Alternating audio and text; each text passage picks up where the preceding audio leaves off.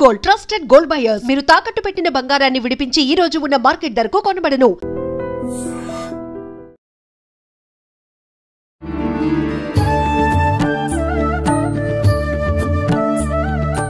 నమస్కారం, welcome to I dream. ధర్మ మార్గం విత్ విజిత కార్యక్రమానికి స్వాగతం. ప్రస్తుతం మనతో పాటు ఉన్నారు ప్రముఖ ఆధ్యాత్మికవేత్త, విశ్వ నియమాల ప్రచారకురాలు లక్కరాజు నిర్మల గారు. ఇప్పుడు అమ్మతో మాట్లాడి మరిన్ని విషయాలు తెలుసుకుందాం.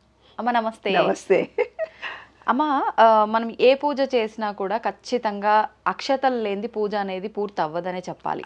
కానీ ఈ అక్షతల్లో కూడా చాలా మంది, అది మరి ప్రాంతీయ ఆచారమా లేకపోతే ఎవరికి నచ్చినట్టుగా వాళ్ళు చేసుకుంటున్నారో తెలియదు, కానీ కొంతమంది కుంకుమతోటే అక్షతలు కలపాలి, కొన్ని వాటర్ తడి చేసి కుంకుమతో కలపాలి అంటారు. కొంతమంది లేదు, వాటర్ వద్దు, ఆయిల్ వేసి కొంచెం కుంకుమ వేసి కలపాలంటారు. కొంతమంది కుంకుమ అక్షతలు వాడకూడదు, పసుపు అక్షతలు వాడాలి అంటారు. కొంతమంది కుంకుమ పసుపు కలిపి కలుపుతారు. అసలు రకరకాలుగా చేస్తున్నారమ్మా. మొత్తానికైతే అసలు అక్షతలు ఎలా కలపాలి అనేది ఒక పెద్ద సందేహంగా మారిపోయింది ఈ మధ్య కాలంలో. ఎలా అమ్మా అసలు ఈ అక్షతలు కలిపే విధానం ఎలా ఉండాలి, అక్షతలతో పూజ చేసే విధానం ఏ రకంగా ఉండాలో తెలియజేయండి. తప్పకుండా నాన్న, ఇది ఇప్పుడు జనరేషన్కి నిజంగా క్వశ్చన్. ఎందుకంటే పూజా విధానం, పూజ చేయమన్నారు, అక్షింతలు అనేవి ఎందుకు వేస్తాం, దాని ఆంతర్యం ఏంటి, 2 దీపాలు పెడతాం, 2 దీపాల ఆంతర్యం ఏమిటి ఏమ్మా, అందులో నూనె పోస్తాం, నూనె ఆంతర్యం ఏమిటి, ఒక ఆయన ఏమో ఇంకో ఆయిల్ ఏమంటాడు, ఒక ఆయన కొబ్బరి నూనె ఏమంటాడు, ఇంకో అంతే. సమాజంలో ఎంతో నమ్మకాలు, విశ్వాసాలు ఒక్కొక్క ఊర్లలో, ఒక్కొక్క దేశంలో, ఒక్కొక్క ప్రాంతంలో వాళ్ళ నమ్మకాలు, విశ్వాసాలతో ఈ పూజలు జరుగుతాయి నాన్న. దానివల్ల సార్వజనీనికమైన సత్యం మాత్రమే నేను ఇప్పుడు చెప్పబోతున్నా. అది అందరికీ వర్తిస్తుందో వర్తించదో తెలియదు, కానీ అందులో ఉన్న రహస్యాలను మాత్రం నేను ఓపెన్గా చెప్తాను. అయితే ఏంటంటే, బియ్యము అనేది వైట్ అంటే చంద్రుడికి సంబంధించింది, అది మన ఆజ్ఞాచక్రానికి సంబంధించింది. తెల్లది అంటేనే అమ్మ అని అర్థం, అంటే తల్లి, చల్లని చూపులతో ఉండేది తల్లి. ఈ విశ్వం మొత్తంలో అన్నం పరబ్రహ్మ స్వరూపం అన్నారు. అంటే ఏంది, ఆ బియ్యానికి ఒక వైబ్రేషన్ ఎక్కువ ఉంటుంది, అందుకే శివుడి పూజ చేసినప్పుడు, శివుడికి అభిషేకం చేసినప్పుడు ఉట్టి వైట్ బియ్యమే వేయిస్తారు శివుడి మీద, ఉట్టి తెల్లటి అక్షింతలే వేయిస్తారు శివ రుద్రాభిషేకం చేసినప్పుడు. తర్వాత అక్షితలు వేస్తారు. తర్వాత చేసేటప్పుడు మాత్రం తెల్లటి అక్షితలు మాత్రమే, ఉట్టి బియ్యం మాత్రమే వేస్తారు. ఆయన చంద్రుడికి సంబంధించింది. శివుడి దాంట్లో ఒక చంద్రుడు ఉంటాడు కదా, ఆ చంద్రుడి గురించి. అమ్మవారు కూడా చంద్రుడు ఉంటాడు, అంటే మన శరీరంలో కూడా చంద్రకాంతిని చూపించాను మీకు ఒకరోజు. అట్లాగే ఇక్కడ ఉండే మన ఆజ్ఞాచక్రం అనేది చంద్రుడికి సంబంధించింది. అందుకని ఏం చేస్తారంటే దానికి ప్రతీకగా అక్షింతలు వాడతారు, తల్లికి గుర్తుగా అని అర్థం అనమాట. అయితే ఏంటిది, పసుపు కుంకుమ అనేవి మనకు 2 ఉన్నాయి. పసుపు అనేది పురుషుడిని సూచిస్తుంది, కుంకుమ అనేది స్త్రీని సూచిస్తుంది. ఈ విశ్వం మొత్తం శివపార్వతులతో పార్వతులతో నిండి ఉంది, అంటే స్త్రీ శక్తి, పురుష శక్తి. అదే మా విశ్వ నియమాల్లో 12వది gender, the law of gender. అయితే ఏంటి, ఈ విశ్వం మొత్తం స్త్రీ పురుష శక్తితో ఉంది. మన దాంట్లో కూడా సగం పురుషుడు ఉంటాడు. పురుషుడు ఇది ప్లస్, ఇది మైనస్. ప్లస్ అనేది పురుషుడు, మైనస్ అనేది ఇక్కడ సూర్యనాడి, ఇది చంద్రనాడి. కాబట్టి పసుపు కుంకుమ ఎందుకంటే బ్యాలెన్స్ చేస్తారు. ఇందులో ఒక నిగూఢ రహస్యాన్ని కూడా నేను చెప్తాను.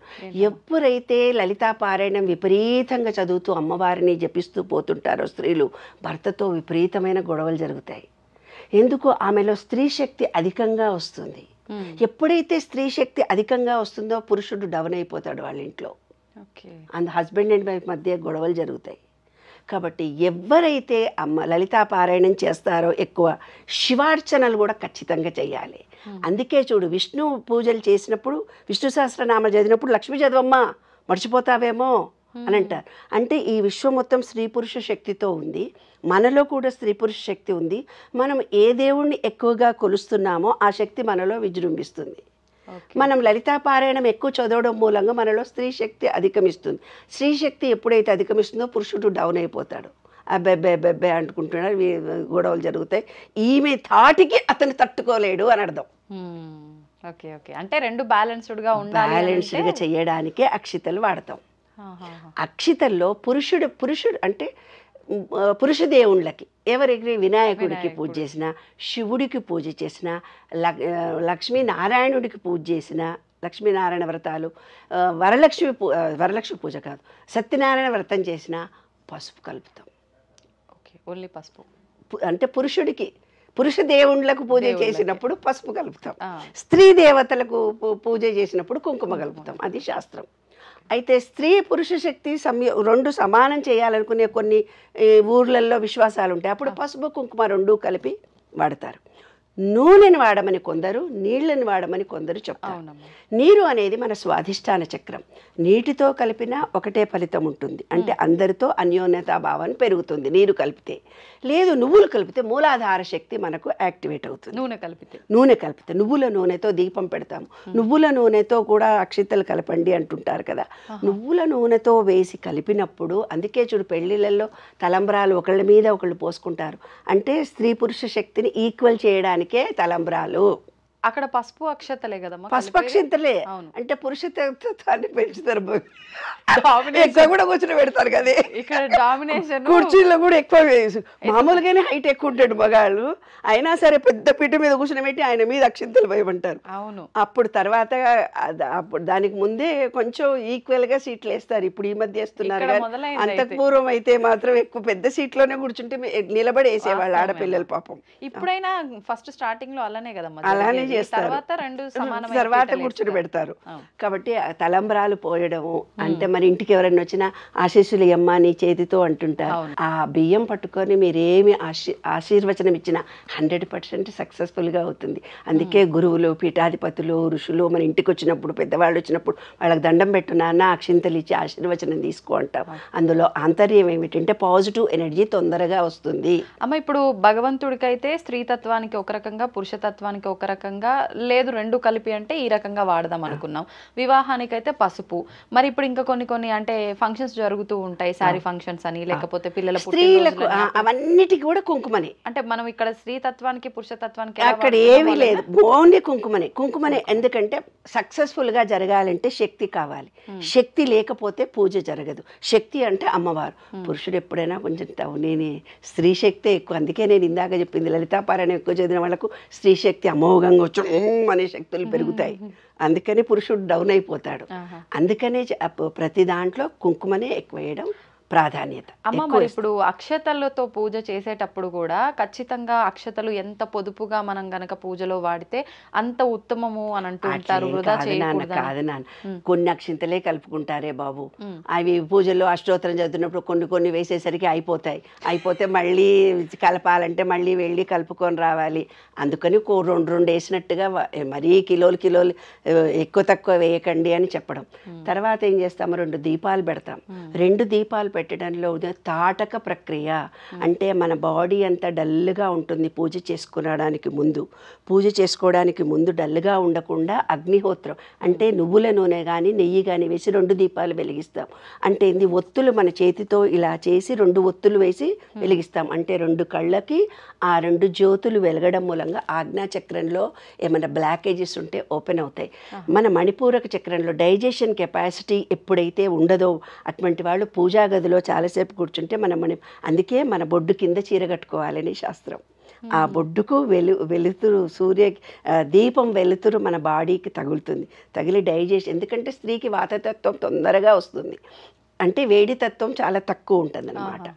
డెలివరీ టైంలో, పీరియడ్స్లలో హార్మోనల్ చేంజెస్ వల్ల మనకు వాతతత్వం ఎక్కువ. అందుకే మోకాళ్ళ నొప్పులు తొందరగా వస్తాయి, కూర్చుంటే లేవలేమని ఒక డెలివరీ తర్వాత కాగానే వీక్ అయిపోతారు ఆడపిల్లలు. దానికోసం అగ్నిహోత్రుడికి దగ్గరలో, అగ్నిహోత్రుడు అంటే హోమాలు చేయడము అనుకుంటారు. హోమము అనేది మన బాడీలో జరిగే హోమమే.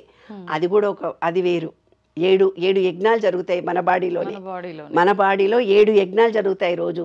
అదే అగ్నిహోత్రం అని భగవద్గీతలో చెప్పారు. ఇప్పుడు వీళ్ళు ఏమనుకుంటారు, బయట చేసే హోమము ద్రవ్యాలు అని అనుకుంటారు. కాదు, మనం రోజు ఒక యజ్ఞం చేస్తూనే పోతుంటాం. అది 7. ఇంకో సందర్భంలో నేను చెబుతాను. ఇప్పుడు ఏమిటిదంటే, ఇప్పుడు 2 దీపాలు పెట్టి చూసినప్పుడు 2 కళ్ళకి ఆ వెలుతురు జరిగి మన మణిపూరక చక్రము, ఆజ్ఞా చక్రము ఓపెన్ అవుతాయి. తర్వాత 2 దీపాలు పెట్టిన తర్వాత ఫస్ట్ పసుపు కుంకుమ 2 దేవుళ్ళ మీద వేస్తాం, అవునా?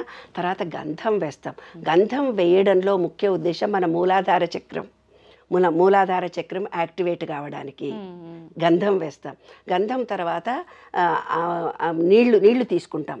అకాలమూర్తి హరణం అది సారీ శ్రీ ఓం శ్రీ కేశవాయ స్వాహ నారాయణ స్వాహ మాధవ స్వాహ 3 సార్లు తీసుకో. ఆ నామముతో నీళ్లను తీసుకొని కేశవాయ స్వాహ అనగానే, కేశవ అంటే ఏంటంటే బొడ్డు నుంచి ఇక్కడ దాకా బ్రీతింగ్, ఇది గాలి. గాలిలో మనకు ఎసిడిటీ వస్తుంది కదా నాన్న, ఎక్కడనో దబదబ పనులు చేసుకొని వచ్చేస్తాము, ఆ గ్యాస్ అడ్డం పడి ఆకలిస్తుంది ఏం పూజ రాని పరిగెత్తుకొని పోకుండా ఆ 3 చుక్కలు ఓం శ్రీ కేశవాయ స్వాహ అనే ఆ ఒక్క నీళ్ళల్లో ఆ మంత్రం చదవగానే మన హార్ట్లో శ్రీమన్నారాయణుడు ప్లేస్ ఇది, అది ఓపెన్ అవుతుంది. ఓపెన్ అయిపోయి 3 చుక్కల నీళ్లు తాగగానే మన బాడీలో ఎసిడిటీ కిందికి వెళ్ళిపోతుంది. అప్పుడు మళ్ళీ చేతులు కడుక్కొని మనం పూజ చేస్తాం. పువ్వులు వేయమ్మా అన్నారు. పువ్వులు అంటే కాడ తీసి వేయాలి, అది ఆకాశతత్వానికి సంబంధించింది.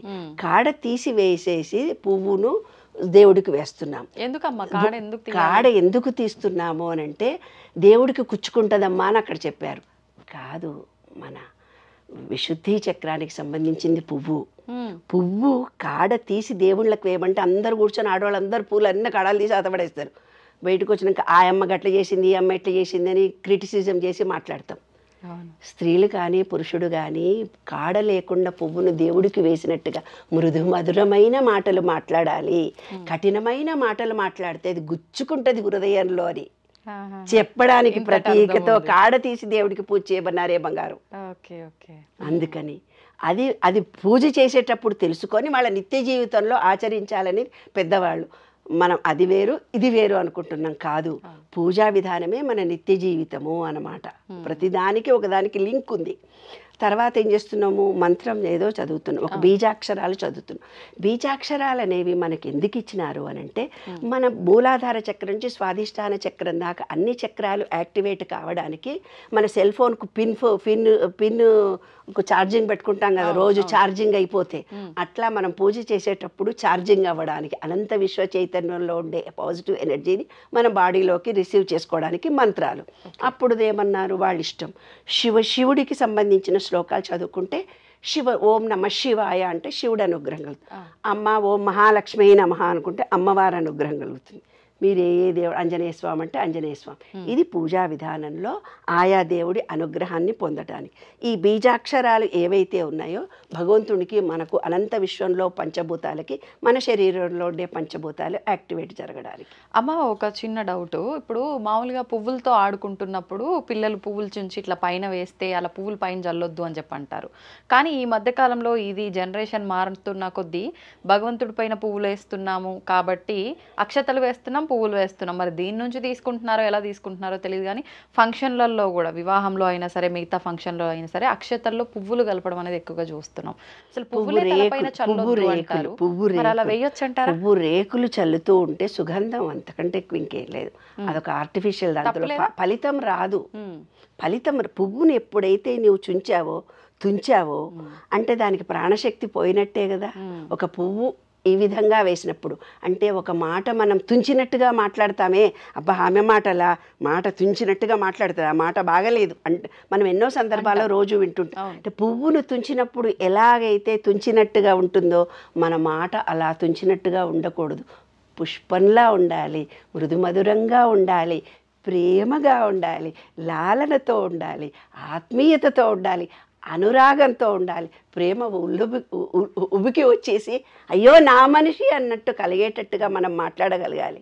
అది జీవిత సత్యం నాన్న. అదే దేవుడి పూజకి మన బాడీలో ఉండే పంచభూతాలకి అవినాభావ సంబంధం. తర్వాత ఏం చేస్తావు, ప్రసాదం ఇస్తావు దేవుడికి. ప్రసాదం అంటే అపానాయ స్వాహ, ఉదానాయ స్వాహ, సమానాయ స్వాహ అంటే నేను ఈ ఆహారం తింటానైనా కింది నుంచి గ్యాస్ వెళ్ళిపోని పైనుంచి హార్ట్కు మంచిది, కానీ ఇక్కడ నుంచి పైదాకా ప్రాణశక్తి రాని హార్ట్కు మంచిగా పోని వ్యానాయ శరీరం మొత్తం చక్కగా గాలి ప్రసాదించమని ప్రసాదం ఇచ్చావు. ప్రసాదం తర్వాత హారతి ఇస్తున్నాను. హారతి ఇవ్వడం అంటే ఏంటిది, మనలో ఉండే ఆత్మ విశ్వ చైతన్యంలో ఆత్మ పరమాత్మ లౌకికంగా కలిసిపోవడము. అక్కడ నువ్వు ఒక అగరబత్తి వెలిగిస్తావు, పూజ చేసే ముందు 2 అగరబత్తులు వెలిగిస్తావు. అగరబత్తి అనేది మన హార్ట్కి సంబంధించింది. ఎక్కడి నుంచైనా దూరం వాసన వస్తే అబ్బా ఏదో మంచి వాసన వస్తుంది అని అనుకుంటాం కదా నాన్న. అంటే మన హార్ట్ చక్రాకు సంబంధించింది అగరబత్తి అనేది, సుగంధానికి సంబంధించింది. అంటే మన మాట ఎలా ఉండాలంటే ఇక్కడ మాట్లాడిన దేశవ్యాప్తంగా ప్రచారం అయ్యేటట్టుగా అందులో ఎనర్జీతో కూడుకొని ఉండాలి, ప్రేమతో ఉండాలి, ఒక కృతజ్ఞతతో ఉండాలి. అదే అగరబత్తి. హారతి అనేది ఆత్మకి పరమాత్మకి మొత్తంకి కలిపేసుకుని ఏకత్వాన్ని పొందడం. నాయన నేను మొత్తం నీవే నీవే నేను అంటే ఈ విశ్వమంతా పరమాత్మనే, నేను నాలో ఉన్నది పరమాత్మనే, బయట ఉన్నది పరమాత్మే, ఏకత్వాన్ని పొందడము. అది చివరికి. తర్వాత చప్పట్లు కొట్టి దండం పెట్టుకొని మీ కోరిక చెప్పుకొని పెట్టుకొచ్చేస్తారు. అంతే. మన సనాతన ధర్మంలో ఎన్నో ఆచారాలు, సాంప్రదాయాలు, విలువలు ఉన్నాయి. వాటిలో నుంచి మనం ముఖ్యంగా కొన్ని తీసుకుంటే, కొన్ని శాస్త్రాలను వాటిని కనుక తీసుకుంటే, దాన్ని మీరు అన్నట్టుగా విశ్వానికి కనెక్ట్ చేస్తే, దాంట్లో భాగంగా మనం మనశ్శాంతిగా ఉండాలన్నా, ఆత్మకు శాంతి చేకూరాలన్నా కూడా యోగా ఒకటి, ఆయుర్వేదం ద్వారా అంటే అదొక ట్రీట్మెంట్ లాగా, ధ్యానం ఒకటి, ఇవి 2 కూడా ముఖ్యంగా చెప్తూ ఉంటారు. మనం ఆరాధన చేసినా, పూజ చేసినా, యోగా ధ్యానం ఇవి చేసినా కూడా దాంతో సమానమే అని చెప్పి. ఎలా అమ్మా, ఎలా సమానం అవుతాయి? యోగా చేయటం వల్ల ఉపయోగాలు ఏంటి? మనిషికి ఏది ముఖ్యమో చెప్పు నాన్న. భర్త ముఖ్యమా? భర్తకు భార్య ముఖ్యమా? నీకు ఒక ఇల్లు వస్తే చాలా, లేదు ఒక పదవి వస్తే చాలా, ఒక సోఫా వస్తే చాలా, ఏది ముఖ్యం చెప్పడం? అన్నదమ్ములు ముఖ్యమా?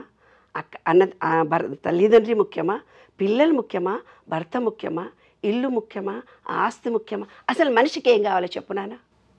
అన్నీ కావాలి, కానీ ఏది ముఖ్యము అని చెప్పే ముందర అసలు ఏది శాశ్వతం కాదు కదమ్మా. మనిషే శాశ్వతం కానప్పుడు మరి అవన్నీ ఎట్లా శాశ్వతం? కానీ మనిషికి మనతో ఉండేది ఏంటిది? మనతో ఉండేది ఏంటిది?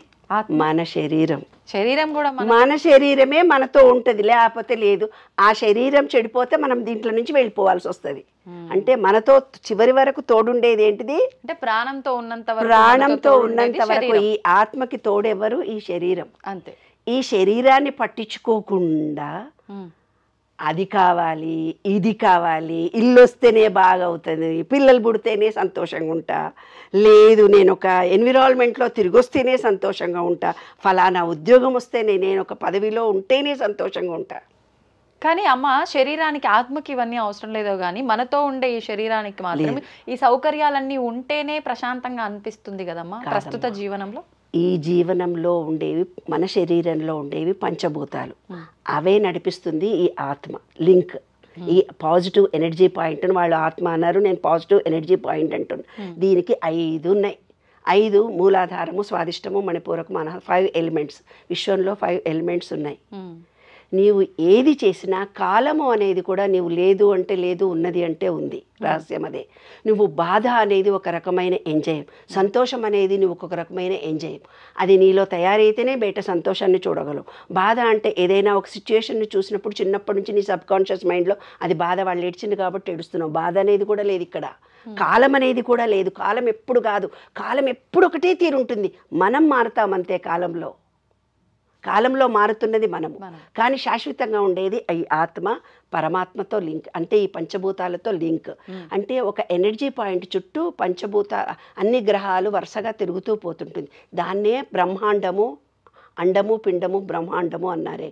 అంటే ఈ విశ్వం మొత్తం తిరుగుతూ పోతుంటున్నది పంచభూతాలతో, ఒకదానికొకటి గుద్దుకోకుండా అవన్నీ ఒక ఓవల్ షేప్లో తిరుగుతూ పోతుంటుంది.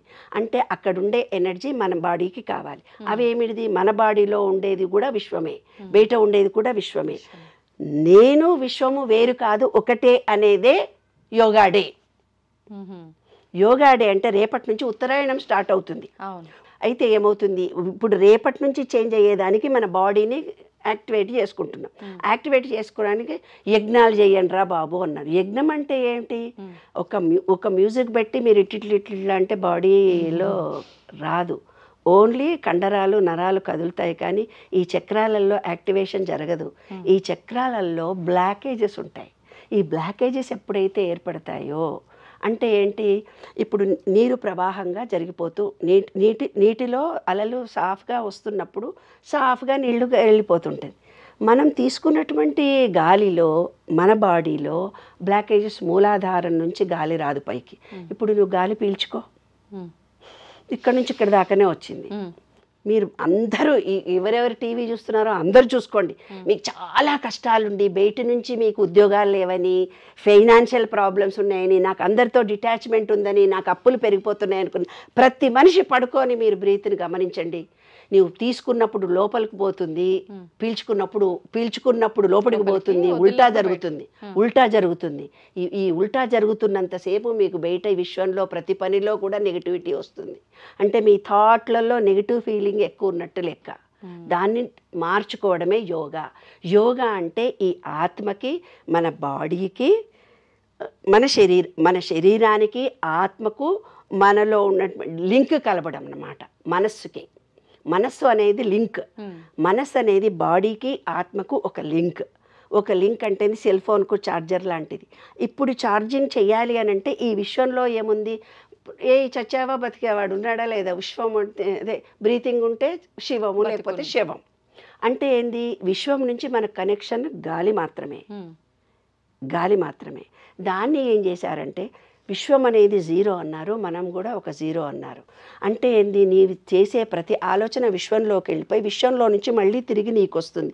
అదే నీ కర్మగా మారిపోతుంది. అదే విశ్వ నియమము. అదే 8 ఆకారాన్ని సూచించాడు.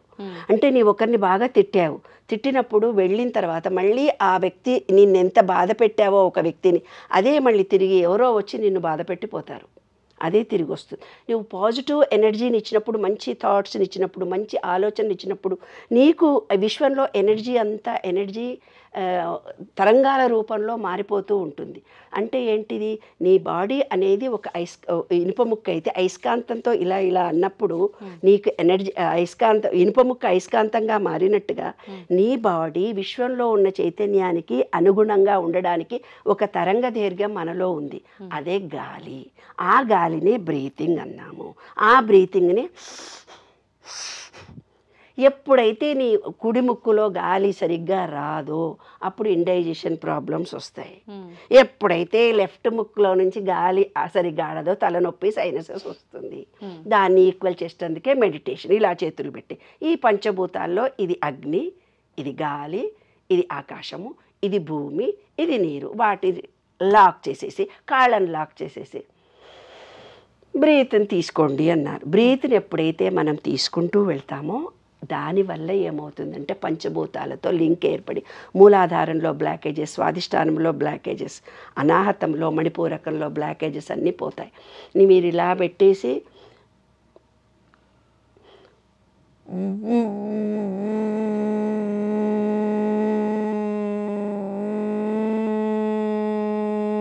అని ఈ విధంగా చేస్తే బ్రెయిన్లోనూ హార్ట్లోనూ ఎప్పుడైతే ఇది ఒక 5 times 10 times నువ్వు ఇలా ఇలాంటి బ్రీత్ని నువ్వు చేయగలిగితే, చేస్తూ ఉంటే ఏమవుతుంది నాన్న, నీకు తెలియకుండా కూడా నీ ఇంటర్నల్గా బ్రీత్ మూలధారం నుంచి పైకి తీసుకోవడానికి అలవాటు పడుతుంది అది. అందుకని యోగానే కంప్లీటెడ్గా చెప్పారు. ఆయుర్వేదిక శాస్త్రంలో కానీ, యోగాలో కానీ, ఈ మెడిటేషన్లో కానీ మనం నిత్య జీవితంలో పూజ చేసుకుంటూ ముక్కు పట్టుకోవయ్యా, అనులోమ విలోమ చేసినాకనే పూజ చేయమన్నారు. కాబట్టి ప్రతిదీ బ్రీత్ తోటే సంబంధం కలిగి ఉంది. ఈ బ్రీతింగ్లో ఇన్బ్యాలెన్స్ వచ్చినప్పుడే కాళ్లకు ఆక్సిజన్ అందదు, మోషన్ ప్రాబ్లం వస్తుంది, కిడ్నీలో స్టోన్స్ తయారవుతాయి. కాబట్టి ప్రతిదీ కూడా గాలితోటే, గాలిలో ఉండే నీటి ఆవిరే. అందుకే విష్ణుమూర్తి పడుకొని అమ్మవారు కూర్చున్నట్టుగా చూపించారు. మన హార్ట్ చక్ర అంటే లక్ష్మీనారాయణుడు ఇక్కడ బొడ్డు నుంచి పైదాకా, కింద ఉండేదేమో క్రింది భాగం, బొడ్డు నుంచి క్రింది భాగం ఉండేదేమో బ్రహ్మ, ఇక్కడ నుంచి ఉండేది విష్ణువు, ఇక్కడ ఉండేది మహేశ్వరుడు. గతించినది మహేశ్వరుడు, ప్రజెంట్లో ఉండేది విష్ణువు. అదే రహస్యం. అవన్నిటికీ లింక్ కలపడానికే బ్రహ్మ విష్ణు మహేశ్వర రూపాన్ని చూపించారు. మనం గాలిని ఎప్పుడైతే కరెక్ట్గా పీల్చుకుంటామో, బ్రీతింగ్ బాగా చేయగలుగుతామో, అంటే ఇంటర్నల్ కాకుండా బయట బాహ్యంలో కూడా చక్కగా, అంటే గ్రీనరీలో కూడా వెళ్ళి చక్కటి ఆక్సిజన్ మన బాడీలోకి అన్నిటికీ అందినట్టయితే కనుక, చెవిలో నొప్పి వచ్చినా మీరు బాగా గమనించండి, ఇలా అనుకొని చెవిపోటు తగ్గిపోతుంది. లేదా ఓంకారం చేసి చెవిలో కాటన్ పెట్టుకొని ఓంకారం చేస్తే అక్కడ ఉండే బ్లాకేజెస్ పోతుంది. బ్రీత్ ద్వారానే మనలో అన్ని రోగాలు తగ్గించుకునేది ఆయుర్వేదిక్ శాస్త్రం నేర్పించింది. అంటే విశ్వంలో ఉండే కూరలు, పండ్లు, గాలి ముఖ్యం కాబట్టి మనమంతా గాలితోటే బ్రతుకుతున్నాం. కాబట్టి విశ్వ నియమాల్లో మొట్టమొదటిది బ్రీతింగ్. అదే విశ్వంతో మన కనెక్షన్. మనము వేరు కాదు, విశ్వం వేరు కాదు. ఎప్పుడైతే విశ్వం నుంచి మనం వేరు అనే భావనతో జీవిస్తున్నామో అప్పుడు మనకు అన్నీ నెగిటివ్గా ఉంటాయి. విశ్వము మనము ఒకటే అని డిటాచ్మెంట్గా బ్రతుకుతాము. అన్నిట్లో మనమే సక్సెస్. మనం అనుకున్న కోరికలు నెరవేరుతాయి. బ్రీత్ తీసుకొని నువ్వు ఏ కోరిక కోరుకున్నా సక్సెస్. బ్రీత్ వదిలిపెట్టి నువ్వు కోరిక కోరుకుంటే గాల్లో నీ కోరిక వదిలిపెట్టినట్టు. అదే రహస్యం. ఈ చిన్న రహస్యాన్ని తెలుసుకోవాలి. సంతోషం అమ్మ, ధన్యవాదాలు. Sir, one life lesson what medicine has taught you. Whatever you can do without expecting. But I really believe మన పాజిటివ్ యాటిట్యూడ్ ఉంటేనే మనం ఏదైనా సాధించగలం. గట్ని మనం కరెక్ట్గా డీల్ చేసినట్లయితే అది మనకి పాజిటివ్ హార్మోన్స్ని రిలీజ్ చేస్తుంది. షుగర్ వచ్చిన వాళ్ళ పరిస్థితి ఏంటి? పొట్ట దగ్గర పెరిగితే దాన్ని ఆండ్రాయిడ్ అంటారు. ఆండ్రాయిడ్ ఫోన్ కదా. అసలు థాట్స్ ఎందుకు వస్తాయి? బ్రెయిన్ డెడ్ అంటే దానికి ప్రపంచం అంతా కూడా కొన్ని నిర్దిష్టమైనటువంటి లక్షణాలు ఉన్నాయి. మానసికంగా ధైర్యంగా ఉంటే క్యాన్సర్ జయించవచ్చు. You are a doctor for a cause sir, అంతే. వాళ్ళకి వచ్చిన ఆదాయం కాకుండా ఫ్రీ సర్వీస్ ఎంతమందికో చేస్తుంది.